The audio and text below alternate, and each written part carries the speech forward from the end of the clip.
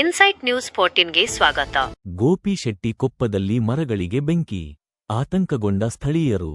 ನಮಸ್ಕಾರ ಪ್ರಿಯ ವೀಕ್ಷಕರೇ, ನೀವು ನಮ್ಮ insight news 14 YouTube channel subscribe ಮಾಡದಿದ್ದರೆ ಕೂಡಲೇ ಸಬ್ಸ್ಕ್ರೈಬ್ ಮಾಡಿಕೊಳ್ಳಿ.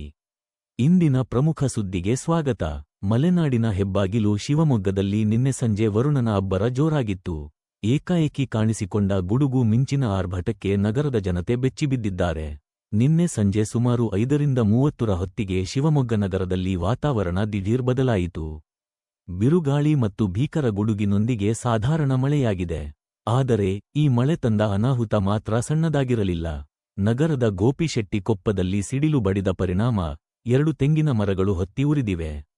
ಶಿವಮೊಗ್ಗದ ಗೋಪಿಶೆಟ್ಟಿ ಕೊಪ್ಪದಲ್ಲಿ ಸಂಜೆ 5:30 ಸುಮಾರಿಗೆ ಸಿಡಿಲಿನ ತೀವ್ರತೆಗೆ 2 ತೆಂಗಿನ ಮರಗಳಿಗೆ ಬೆಂಕಿ ಹೊತ್ತಿಕೊಂಡಿದ್ದು, ನೋಡುತ್ತಿದ್ದಂತೆ ಮರಗಳು ಬೆಂಕಿಯ ಕೆನ್ನಾಲಿಗೆಗೆ ಆಹುತಿಯಾಗಿವೆ.